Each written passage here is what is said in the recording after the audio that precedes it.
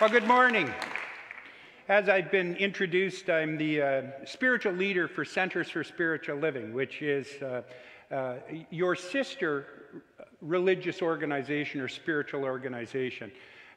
We have about 400 centers throughout the world and around the world, and probably we're the church of choice, I would think, for about 500,000 people.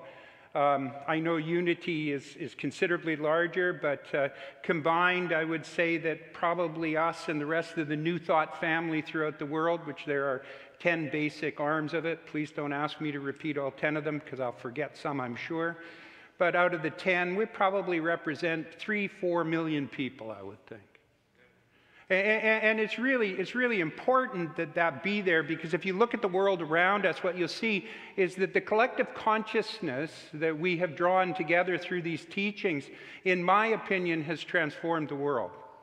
I don't think that there's any question or hesitation that we live in a better world today than we lived 100 years ago, 50 years ago, even in the last century. What we find ourselves now is in a world that is deeper and more engrossed in peace than it ever has been before. And still, there's room for us to be able to expand.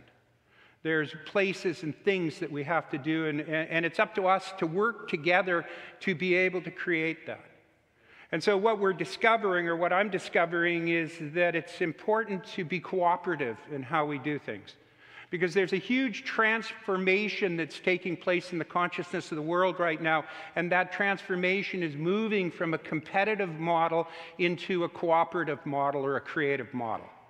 And it's happening everywhere that anybody with any awareness or anyone who is awake is beginning to do it and to be able to move through it. We're actually beginning to work together to be able to create a common goal that we have. And it's not just the Unity or the Centers for Spiritual Living or religious science movement that I'm talking about. I am talking about every group and every organization that holds an idea that is larger than the one that we exist in right now. Because it's from that idea that is going to be birthed a world that works for everyone. What from that idea is going to be birthed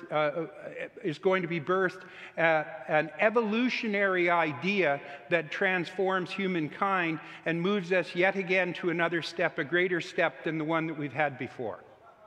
And to do that, what it demands that we get through our stuff, through our shadow side, as it's sometimes referred to.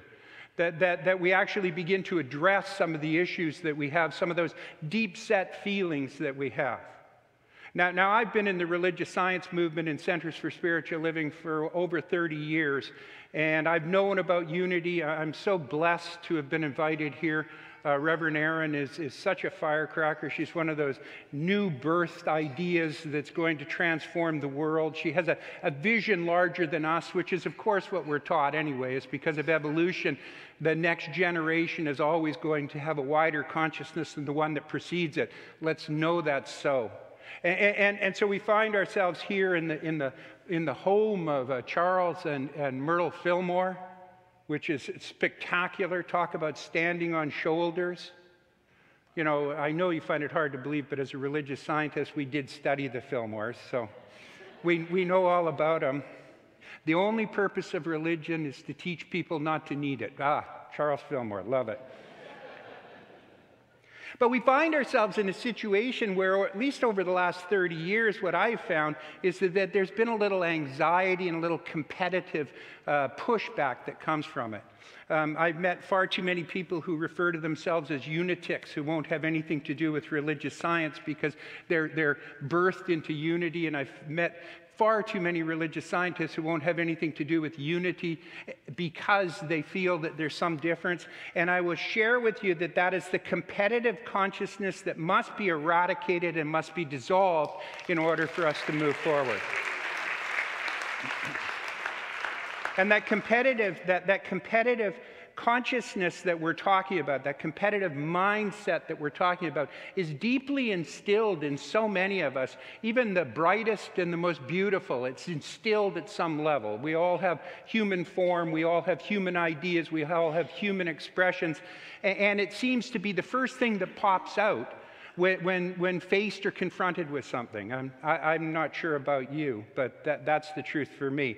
I know how quickly it comes about. I remember years ago, Deborah and I lived in Vancouver, British Columbia, out jogging one day, and there was nobody and nothing that I loved more in my life than Deborah, and this was probably, well, it was 43 years ago, I guess.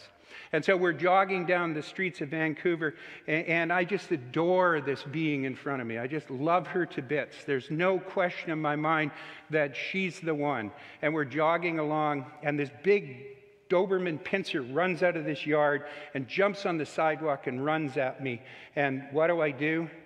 I grab Deborah and throw her in front of me. True story.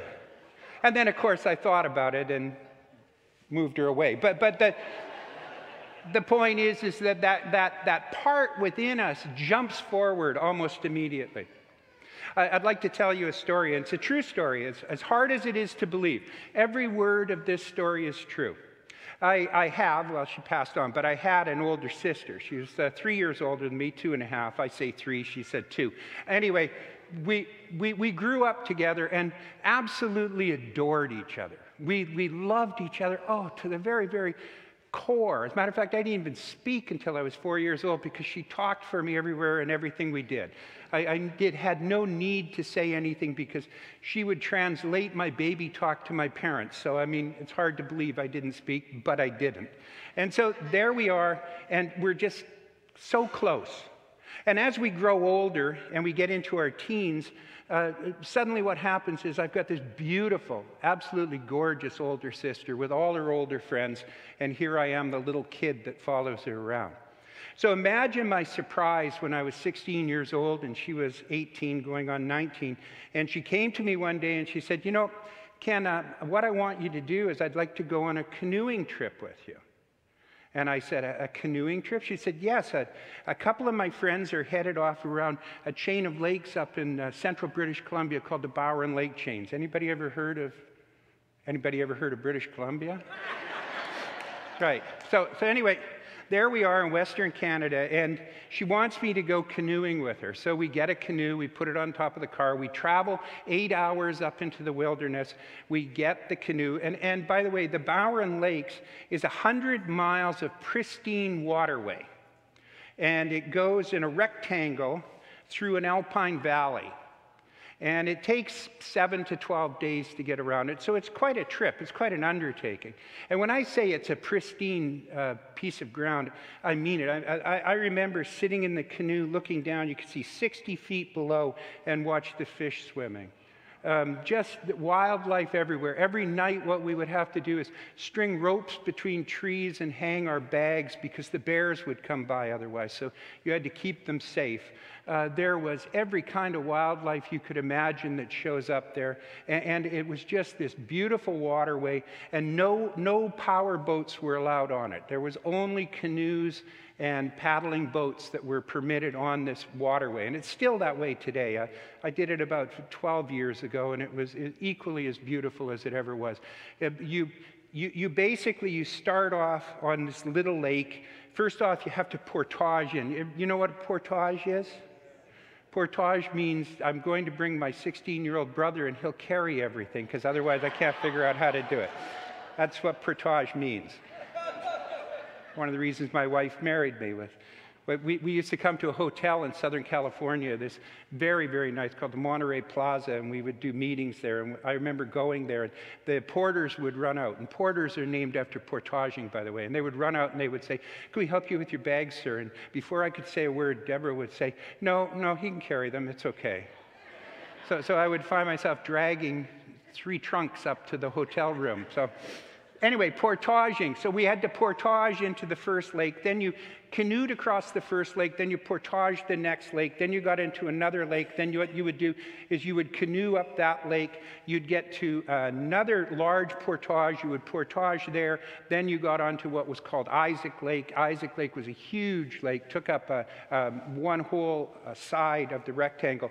And you would canoe down there, and then you'd come to a thing called the Isaac River. And the Isaac River was a little river, but you could take your boat through the Isaac River if you chose, and the Isaac River would meet the Caribou River, and then you'd join the Caribou River, you'd go down the Caribou River, and you'd be on the southern part of the Bowen Lakes, and then you'd get onto another lake that you would canoe up. Then you would do another portage. Actually, you would do what's called walking the line. You would take your boat, one on the front, one on the back, and you'd walk through this pristine creek where you could literally see the trout swimming between your feet when you walked through it. And when you got there, you'd get to Sandy Lake, and then you'd travel through Sandy Lake, and you'd go up and back onto the Bowen again over a 7 to 12-day period of time. Magnificent, absolutely gorgeous place in the world. Anyway, so my sister said, we really have to go, so off we went, and we get there, and we begin to do the portaging, and we get through the first lake, and then we cross a second portage, and we get into the third lake. In the third lake, we finally met up with her friends, which was a little bit of respite for me, and then what we would do is carry on from there. And I got to tell you, my sister and I loved each other. There's no question about that. And I was so proud to be with my older sister, with her friends, to be able to go through this lake. And we hadn't had much experience in canoeing. So I was kind of learning as I went. You know, the J stroke. Anybody here canoe? Right, so the J stroke and the Y stroke and the push and the pulls and things like that. So I'm learning as we're going and we're moving along, and we get in, and we're probably 3.5, 4 days in, and we're on the Isaac Lake, and we come down the Isaac Lake and we get to the Isaac River. And when we get to the Isaac River, we walk the river before we're going to bring our boat through. And so we're walking the river, and it looks really, really, really hard. And so I'm looking at this river, and I'm thinking, gee, I don't know whether or not we're up to this. And so we climb up onto a hill, and on the hill are all these experienced canoers. And so we say, well, do you think we can do it? And they say, oh, yeah, you can do it. But we got to tell you something. Okay, so when you go down the Isaac and you get to this particular space and place, whatever you do, make sure that you either stay on the right bank or the left bank. Do not go down the middle. And so we look down and we can see, yes, there's this whitewater section. And on the left side, there's some sweeps, some low-hanging branches you got to watch for. On the right side, it's pretty much open. But down the middle is what's called a roller coaster. It's water that goes like this all the way down. So they're saying, you can do it, but whatever you do, go to the right or go to the left. Do not go down the middle. Now, you know what foreshadowing is? You're hearing it. Okay, go to the right, go to the left, do not go down the middle. So we get into our canoe and we head off into the Isaac. And the first section of the Isaac's really, really beautiful. And I adore my sister. My sister loves me. I know this is true. And so we get going down this first section. The first section is straight. It's no problem. And it's deep and it's relatively slow in comparison to what it could be. And then suddenly what it does is it turns to the left very sharply, and it goes down a little chute. And when it gets down to the bottom of the chute, there's a big pool. And in this big pool, you've got to turn fairly quickly because it's fairly small. And then what you do is you come out onto the Isaac where the roller coaster is, where they told us, go to the right, go to the left, whatever you do, don't go down the middle. At the end of that area, it flows into this pond or pool that's probably the size of the cathedral here.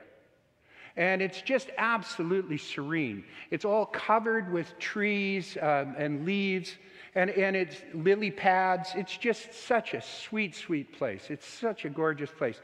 And then just on the other side of that, there's an opening where the water flows down to the Caribou River, and it's a 40-foot waterfall. So picture this. So you've got the Isaac. The Isaac comes down, turns to the left, goes down a chute, turns to the right really sharply, goes into some white water, and bang, you're given your release, and you're out into this pristine, beautiful pool with overhanging shade trees and lily pads, and then there's a horrendous 40-foot waterfall on the other side of that. Everybody got the picture in mind? Remember I said foreshadowing, right?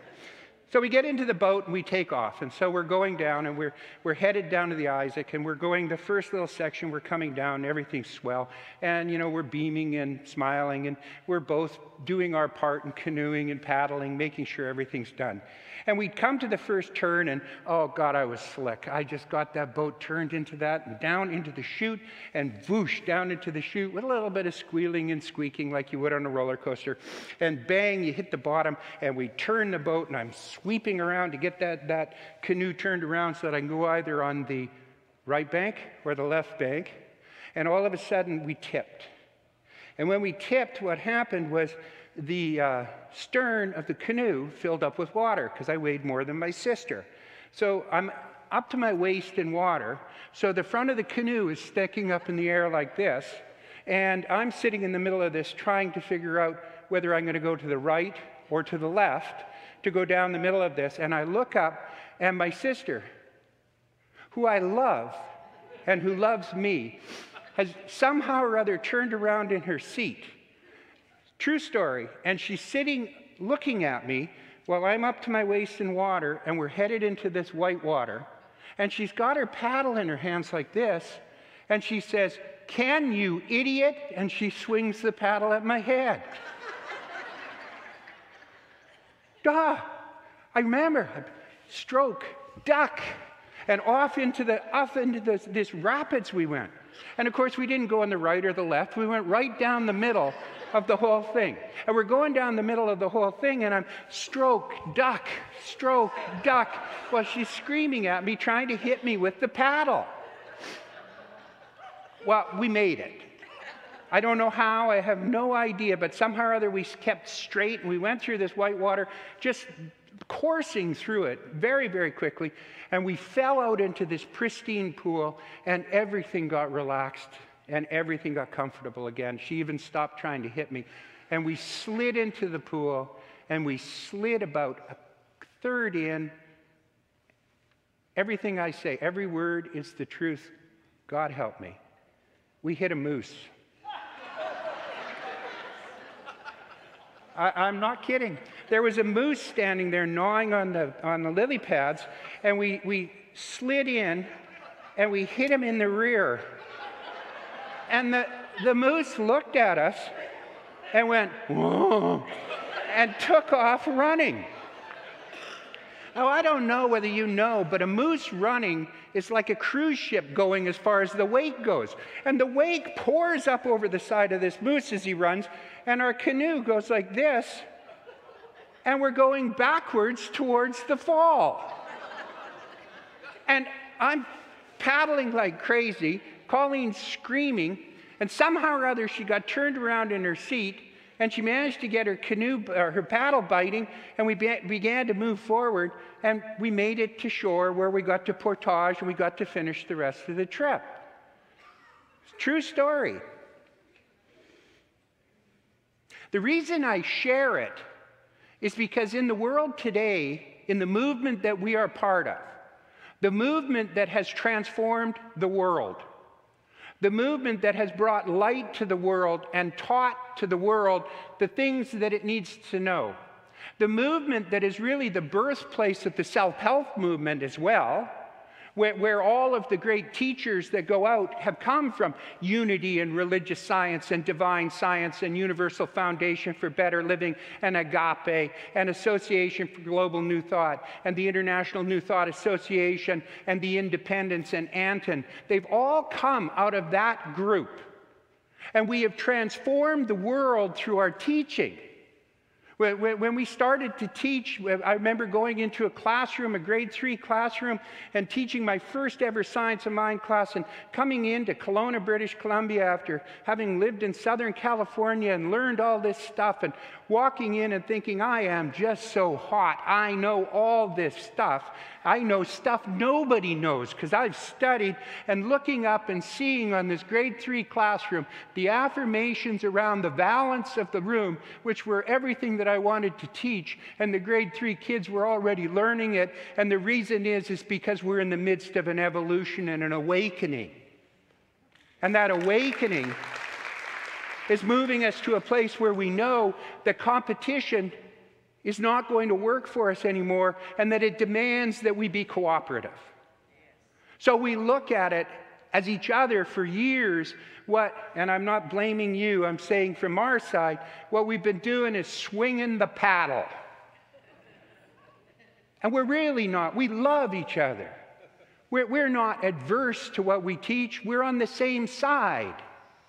We know what it is that we need to do in order to create what it is that we choose to create. And yet, isn't that human nature? Isn't that spark within us that fires off immediately and gets mad at stuff that doesn't even count?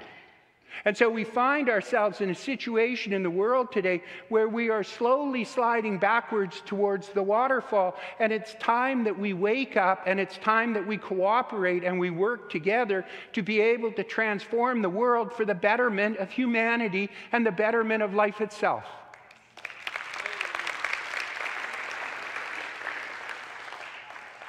And to do that, it requires that we get together, that we communicate, that we begin to share resources, we begin to share what we teach and put it out in the world. It demands that we understand and realize, as Charles Fillmore said, that the only purpose of religion is not to need it anymore, and understand that our job is to be able to transform the world around us, not to be able to just sustain what it is that we're in the midst of.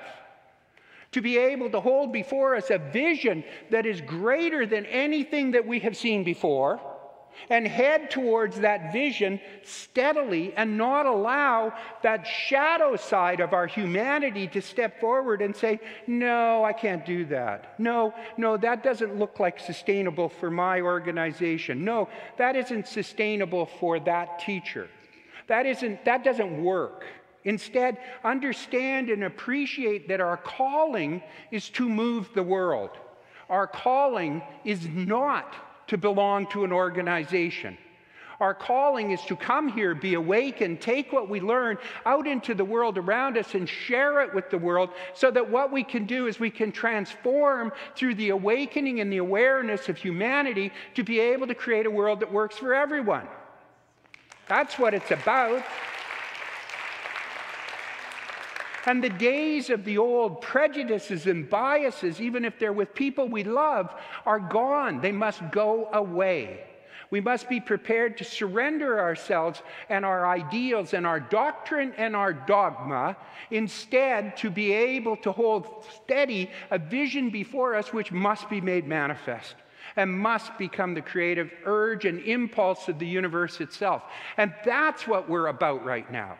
That's why it's so impressive to have Erin and Kevin Ross and Wendy Craig Purcell and all the magnificent Unity teachers be part of an organization like AGNT, Association for Global New Thought, where we come together with CSL and Divine Science and UFBL and Agape. For what purpose? The purpose isn't to be able to sustain that organization either, but it's to put before us our highest resolve and head towards it, and no longer allow the minutiae of life to prevent us from creating what it is that we choose to create.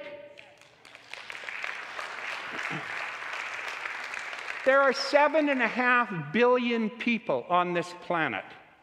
I challenge you to go out and find even not a 10% who want war, who want children to go without food, who want people to go without water, who want people to go in poverty or lack. The world is committed and connected with a group of people that want the same thing. We all want peace. We all want harmony. We all want prosperity. We all want love. We all want light. We all want an environment that works. It is that small percentage that is driving and motivating what happens in our world around us, and what they're doing and how they're doing it is by utilizing fear to awaken within us our fear of things, so that what we do is strike out at something that we're not even sure what it is. There is that within us that knows the truth. There is that within us that is resonant to the very, very foundation of who we are. It's time for us to begin to be able to utilize our consciousness to create a world that works. And to do that, what it demands is that we model our own teaching. That we actually appreciate the fact that there is only one life. That life is God's life. That life is perfect. And that life is our life right here and right now. It demands that we awaken to this and we begin to utilize it, and we no longer allow the forged bonds of old ego to keep us from meeting and reaching and achieving our goal. We're further ahead than we've ever been before. This zeitgeist that is happening right now is a zeitgeist that I would like to say is brand new, but it happened before. It happened in the time of Meister Eckhart. It happened in the time of Thoreau and Emerson and the Transcendentalists. It's been here before, and every time something snapped and broke it, and it receded. But be safe and be comfortable in this knowledge is that it is a pulsating, moving, ever-growing, evolving life. And that therefore, as anything, as it evolves, it can never retract or contract smaller than it was before. It's like Wayne Dyer says, it's like underwear. Once stretched, it'll never return to the same size. And that's precisely what we're about. And this is the new age of moving into it. And you're not only part of it, you are a foundation of it. This center, this church, this movement, this organization is a center of divine light on this planet, and you are what count. This is a crucible. It is a pot. It is a container. But I will tell you something. What's important is the contents. And it is humanity within the container that is the contents. But understand and appreciate that like all things, without the container, make a stew, cut up the carrots, throw the meat, put it all on a table and say, there's stew. You need the container. The container contains the collective consciousness of the transformation of the world.